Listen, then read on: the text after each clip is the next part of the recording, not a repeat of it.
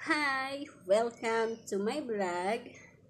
Okay, ito, bago lang ako dito sa pagbibideo. Isa-share ko lang yung experience ko doon sa in-applyan ko as a English teacher kasi gusto kong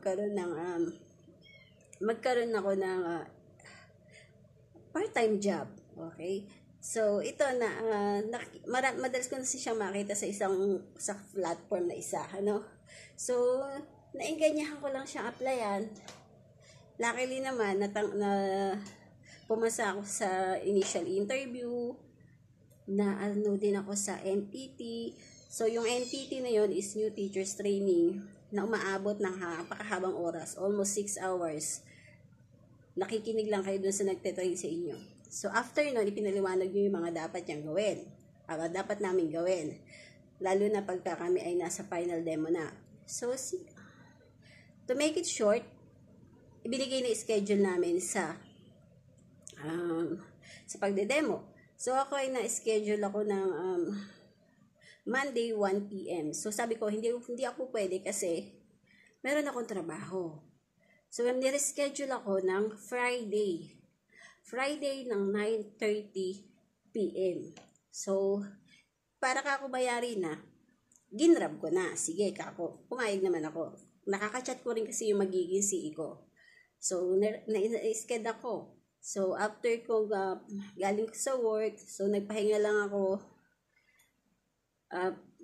Tapos, nag-ready na ako. So, syempre, 9:30 pa yon. Sa halip na matulog kasi ako magpahinga, hindi ako natulog. Inintay ko talaga siya mag 9:30. So, ayan. Demo na siya. So, pagkayari ko na demo, doon ako kinabahan. Kasi parang hindi masaya yung CE. Kasi nga, napakalaki ng difference ng pagtuturo sa actual kaysa doon sa online. Napakalaki ng pagkakaiba niya. Although, kaharap mo rin naman yung bata. Kaya lang, lalo na't ibang lahi. So dahil nga, ang sinadya sa akin so syempre, habang nagde-demo ka, meron yung nagno-note sila. Nilalagay nila yung mga mo. So, sa akin naman, ang comment lang nila sa akin is, kulang lang ako sa sigla. Kasi nga, sabi nga nung CE ko, parang pagod daw ako. Kasi nga 9:30 p.m. At hindi ako kinakabahan dun sa demo ko. Kaya lang, kitang-kita niya kasi sa itsura ko, na parang pagod ako. Kasi 9:30 p.m. Tulog na talaga ako noon. No? So, nag-comment siya. Lalong-lalo na ang 5-1 talk ay napaka-higpit when it comes to pronunciation. Doon sa mga T, yung mga T na yan, mga the, T-H-E. So, talagang pinakikinggan nila yan kung paano mo bibigkasin yung mga kung paano mo ipopronounce yung mga ganun. So, napakahipin nila. Pangalawa, lalong-lalo na sa gesture mo. So, kailangan kasi 0 level yung pinatuturuan mo dun eh. Meron namang middle level.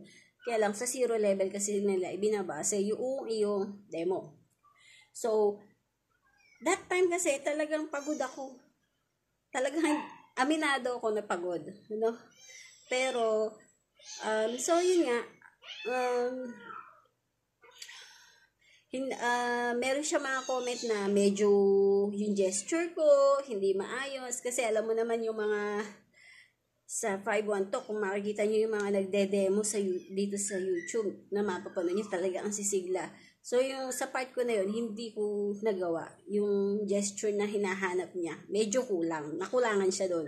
So doon sa pagpo-pronounce ko naman, minsan kasi medyo balakay din tong brace ko, no? Minsan ayaw makisama.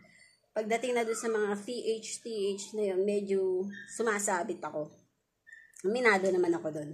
So, ayun na nga. So, yung CE ko naman, after noon, so sabi niya, pwede naman daw akong mag-redemo. Kung gusto ko. In-schedule niya uli ako kahapon, Saturday, 1 p.m. So, para bang nagdadalawang isip kasi ko na umattend ng aking redemo. Ngayon, yung bago kong CE,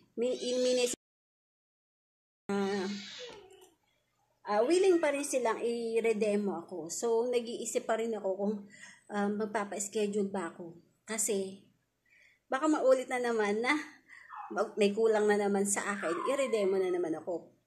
Kaya doon sa mga suggestion ko, doon sa mga mag-a-apply about diyan sa 5-1 talk na yan, kailangan, lalo na kung kung naghahanap talaga kayo ng inyong trabaho, kung wala pa kayong trabaho talaga at gusto nyo ito yung simula ninyo, ibigay nyo na yung best ninyo sa una pa lang na pagde-demo ninyo. Kasi, para hindi na kayo mawala ng pag-asa pagka nag-failed kayo doon sa una mong demo. Kailangan, galingan nyo na. Siglahan nyo na, tapos, basta ibigay nyo na yung best nyo. Kasi kahirap nga naman, pagka yung magre-redemo ka, para bang wala ka na, para bang kinakabahan ka na, kasi nga, baka hindi na naman matanggap. Ang iniisip mo doon, yung preparation mo, yung pagod mo, ganun. Kaya kung kayo, mag-apply kayo sa 5-1 talk, galingan na ninyo. Bigay nyo na yung best ninyo. Yung parang sa pag-apply lang yan ng totoong sa na talagang trabaho. Ibigay nyo na yung best nyo. Kaya, good. Ayan. I-share ko na sa inyo yung aking experience sa 5-1 talk. Kaya, good luck sa mga mag-a-apply pa dyan. Plano ko namang ituloy tong aking redemo. Itatry ko lang naman. Kasi, kinuha ko lang naman siya. Nag-apply lang ako dito sa 5-1 talk. Kasi ang habol ko, ang gusto ko lang is yung certificate.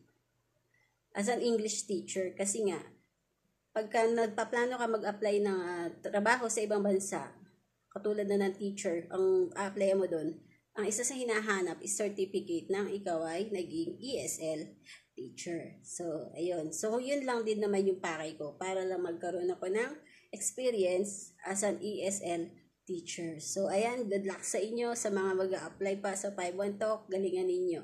Bye-bye!